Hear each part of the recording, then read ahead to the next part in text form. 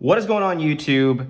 Yu-Gi-Oh here, and we are back with another video. And actually this one is really interesting because it was inspired directly by the 2-card combo video that I posted, I guess it was last week now. And I just want to say thank you so much for all of the love and support on that. You guys absolutely flooded it with attention, and we were able to get on some algorithmic waves and make some moves that way. So I really do appreciate all of that support. And this video, like I said, is in response to that one, because in the comments of that video, I saw a lot of people ask, what happens when you see Nibiru in your opponent's hand after Neospace Connector? What happens if your opponent is holding a nib and is waiting to look for a choke point to eventually distribute all your stuff and hopefully stifle your plays? So the idea here is that this video will show you a couple different windows in which if your opponent nibs you, you can respond and you can recover. I'll show you that there is an optimal window in which if your opponent nibs you, you're able to respond, and a suboptimal window that even though it may not be advantageous at that point to get nibbed, you can still play through it and put up some interaction points on your opponent's turn regardless. So with all that being said, if you like this kind of content and you want to see more of it, you know what to do. Like, subscribe. We are so close to 100 subscribers already within a week. Again, thank you all so much for your love and support. Without further ado, let's get into it. So we have, as you can see, Neospace Connector in hand, we have Ohime in hand, and we have 3 discards as well. We're going to keep the 3 discards here because unlike the 2-card combo video, you know, it's nice to have these extra 3 dead draws just for discard fodder.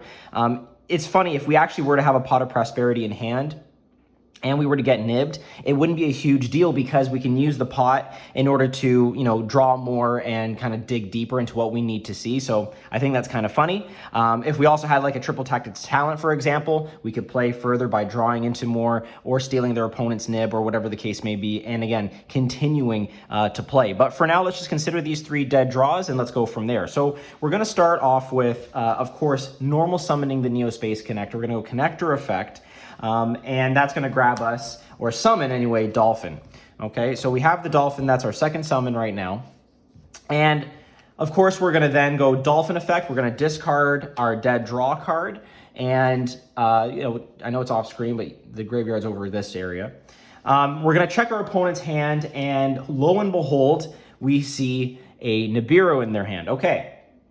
And maybe we also see a hand trap or a droll. We can snipe that out, which is great. So hopefully we can take a card out of their hand. But the important thing is that we have hand knowledge and we see that there's a nib. So what do? How do we respond? And how do we kind of keep pushing through?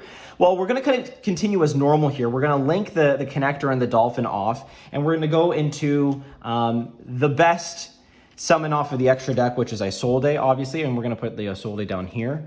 And then we're going to go Isolde Effect, and that's going to grab us Roland from the deck, okay? So we have Roland, and we're going to keep Roland in hand. In the 2-card combo video, we were using Roland as a discard fodder. That's because we wanted to keep it strictly as a 2-card combo. With this, I want to hold it so we can show you just how much flexibility and, I guess, clapback we have on the following turn, okay? So let's hold on to Roland in hand.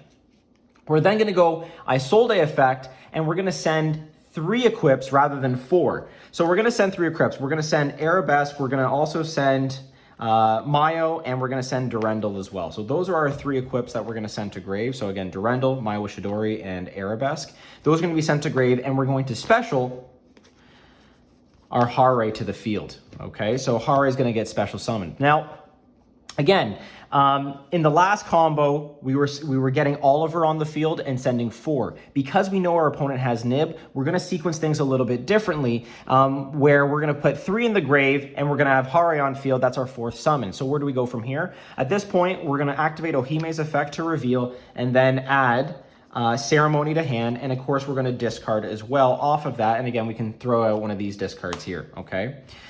So we're still at 4 summons. Everything's looking fine. We're going to activate Ceremony, and we are going to special out the Ohime, okay? And of course, Ceremony goes to graveyard. At this point in time, we're on our 5th summon, okay? And because of player priority, we're going to go Ohime Effect, targeting the Durendal in grave. So we'll put the Durendal to the top of the graveyard just so you can see it here. So we can target the Durendal. Now, Here's where we have an opportunity where, again, there's 2 windows in which our opponent, I think, can nib. If they wait any longer past the second window, I think they give us too much advantage, and we're able to continue to make plays and put up an Omni Negate to stop the Nibiru, whether it's a Herald of the Arclight or even like a 3 Negate Apo, for example. So I think they have to either respond here or respond a little bit later. So let me show you what can happen in both scenarios, and we'll just kind of take it from there. So the optimal window is this. So we go Ohime effect, target the Durendal, response. If they decide to chain nib here, we are completely fine. This is a really good point to nib for us. So he's gonna go nib. We're gonna say that's completely fine. Chain link resolves backwards. Everything is tributed off. But remember, guys, that the Durendal, okay, is the one that was targeted. We didn't target, and Ohime doesn't target the monster that will be equipped, only the equip spell itself. So that means that when the nib comes down and the token comes down, we can actually equip the Durendal to either the nib or the token. So the Durendal in this case is very usable, and you can see how we can kind of pull off some Mikankguu shenanigans here. So we're gonna go off a new chain here, Durendal effect. We're gonna then search for our Renault. Okay, we grab the Renault here, and we add it to hand, and of course the Durendal falls off, is destroyed in the grave. Cool. Now what we can do is go into our graveyard, activate Mayo Ishidori, targeting the Hare. So we're gonna get Hare here. We're gonna special out the Hare, and we're gonna have it equipped by Mayo, and we're gonna go Hare effect because it's now equipped. And that's when we're gonna search for Fire Dance. Okay, so we're gonna add Fire Dance to hand. And lo and behold, would you look at that, we have a Fire Warrior on field in Hare. Guess what, now we can special out our Renault, and we're gonna go Renault effect, targeting the Arabesque that we sent off of Isolde in our graveyard. So we're gonna add Arabesque to hand. Now you can see that the advantage is starting to kind of work more towards in our favor, okay? So Renault, as you know, it was special summoned. We were able to grab Arabesque, and it becomes a level 1 tuner, okay? So you can imagine what we're gonna do off of that play eventually. But for now, this is what we have. We have Arabesque, we have Fire Dance, we have Roland, we have our discard or our extension, okay? And by the way, because of the build of this deck, the extension is useful. We have a ton of gas if it's an IOC, if it is an E-Telly, right? We're able to make a bigger board, and we can just keep playing from there. But I digress. We're gonna go into now our next sequence of plays, which is to go into our graveyard and take a look at the ceremony here, activate ceremony, we're gonna banish it, and we're gonna dump Huli into our graveyard. Okay, so we have the Huli, that's gonna go into grave, okay?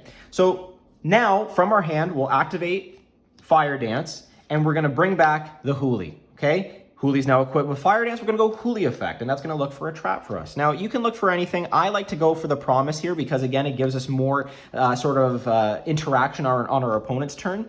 And we're gonna have a graveyard filled with equips anyway, so it's gonna be live. So now that we have the Huli on board, we know our Mikankguu stuff is protected, which is kind of nice, but we can keep playing from here. We are gonna go Arabesque. Now, at this point, I like to think that the Nibiru on board and the token are like resources for us. We can use these to our advantage to make sure we have extra sort of bodies on board to keep playing. I know for a fact that I'm probably not gonna summon more than 5 times on my next turn, okay? And I'm not even gonna summon more than 5 times, obviously, on my opponent's turn. So what I'm gonna do is I'm gonna equip the Arabesque to the Nibiru. And I'm gonna go Arabesque effect. We're gonna bounce the Nibiru back to our opponent's hand. But of course, before we do that, we're gonna special out, in this case, another Hare, okay? So we're gonna special out the Hare, and we're gonna bounce the Nib back to our opponent's hand. Okay, so why are we bringing out the Hare here and not a Huli or the Nini? Well, the Nini is gonna be brought out by the Promise that we have over here. And if we have another Huli, I feel like it doesn't do as much. I want the Hare engraved for the following turn because it's going to give us more extension in the graveyard, okay? And we're going to be able to look for an Arabesque or another Mikankguu equip off of the Hare if we bring it back with Mayo Ishidori, okay? And also remember that if we link off or synchro off this Hare, it's going to be banished because it was brought back by Mayo. So I want to have that extra extension and extra sort of gas on my turn by having this Hare in the graveyard and not banished. Okay. So hopefully that clears it up. Now we can start making plays and start building our board from here. We're going to go the Renault and the Hare synchro summon. Take away the Maya Wishidori here. Of course, we said the Hare gets banished, so that's going to be banished. And we're going to then bring out our Herald. Okay, so Herald is our Omni Negate / little mini macrocosmo, which is really nice to have. But we still have a couple bodies on board that we can work with here. So we're going to go Hare and the token, and we're going to link these guys off. Now remember, the token does not go to graveyard. It gets just basically destroyed or disappears off the field. But the Hare and the Arabesque, they go to the graveyard. So that's really nice. We have that kind of accessibility and recursion later. And we're going to go into our IP. Okay, so we have our IP here. And now, again, we have our Promise in hand, we have a Roland in hand, and we have our extension / discard fodder / whatever. If we wanted to keep playing, we could probably keep playing if it was an E-Telly or if it was a Magician Souls or an IOC or whatever the case may be. We can make bigger boards here, but I'm just showing you with a 2-card combo hand what we're able to accomplish by getting nibbed, okay? So we're gonna set the Promise. The Promise gets set right over here. And again, this looks familiar probably from our last 2-card combo video, but we're going to play on the opponent's turn now. So draw a phase or standby phase, whatever you think is appropriate. We're going to activate Promise. We're going to then special out the Nini. Okay, and we're going to equip Nini with the Arabesque that is in our grave. Right? You can see here that the Mikankguu entry just has so much recursion, so much recovery that we're able to continue to keep playing here, okay? So we're going to equip the Arabesque to the Nini, so the Nini is live now. And on our opponent's turn, if they decide to go into, or normal summon a Stratos-like monster that can search or that has an impactful sort of effect. If they special summon a Fenrir, for example, we can start to make plays on their turn. So we can go Chainlink 1 is their Fenrir, or Chainlink 1 is their Stratos-like monster to search. Chainlink 2 is IP. Chainlink 3 is Nini, targeting the monster that they summon. So we can also add one more layer to this, and this is up to you, but I like to kind of do it now so I can ensure the end phase search. But we're going to then also roll in here as Chainlink 4, targeting the IP, and we're going to equip it there. And you're going to see how that gives us extra advantage on the clapback here. So check this out. So Chainlink 1, their monster, Chainlink 2, IP, Chainlink 3, Nini, Chainlink 4, Roland. So it's going to resolve backwards. Roland's going to equip to the IP. Nini is going to steal their monster over here. And of course, IP is going to link off the token or the monster that we grabbed, the Nini, and of course itself. And it's going to go into, and I just want to make sure that everything's cleared up here. It's going to go into a 3-negate Apo that cannot be destroyed by card effect because it used IP as material. So we have our 3-negate Apo. We have an Omni Negate. The Arabesque falls off, and the Roland falls off as a result. And this is important, okay? These two fall off to the graveyard because in end phase, we get a search with Roland for any equip that we want or Fire Warrior monster, but we're looking for equips off of this, okay? So if we were trying to guess or I guess, predict what they would try to do. And again, we have hand knowledge here. We can see if they have a few monsters in hand and if they're trying to make an impactful play, right? If they top deck that Stratos-like monster, cool, because we just stole it. And again, we're able to use it as resource fodder for ourselves. So anyway, so we stole it. It's all good.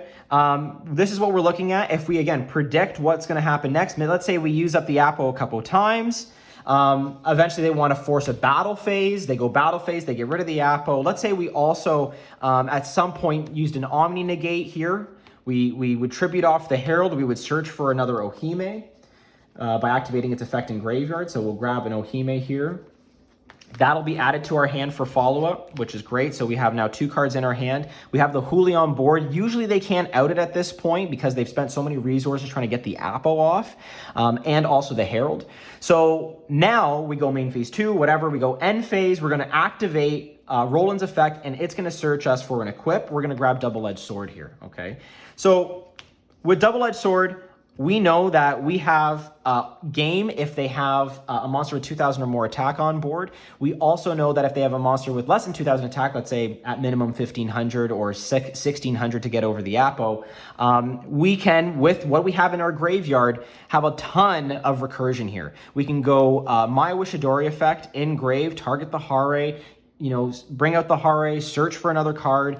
Don't forget too that we have our draw phase, so we're gonna have another draw here, and that's gonna also make the Ohime live. We have a discard or an extension here as well. We have 4 cards in our hand when we start our turn, which is absolutely insane. And again, you can bait out a couple of the negates that they may have and then go for the double-edged sword swing for game. Okay, so right there you get a ton of advantage, and that's if your opponent nibs you on chain link 2 of the Ohime effect to target the Durendal. Okay, the other play that they could nib you in potentially is if you were to go Ohime effect, target the Durendal, and equip the Durendal to the Hare that would have been on field. So again, if we kind of replay how this would look, I don't want to completely reverse everything here, but if we replay how this would look, we would have already our Isolde here.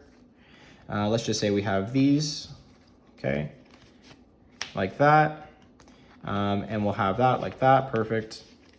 So already we'll have a full hand, we'll have the Roland over here, perfect. So let's say, we're in this kind of game state now, and again, they want to nib at this point. So if they want to nib, the suboptimal spot would be Ohime, target the Durendal, and you equip the Durendal to the Hare, okay? Because at this point, they can chain, so you got to go, mandatory priority effect is that you have Hare chain link 1, and then they go nib chain link 2. So everything would get wiped, but you still get the Hare search, and off of the Hare search, you can go Fire Dance, and off of the Fire Dance, you can kind of keep doing Mikankguu plays.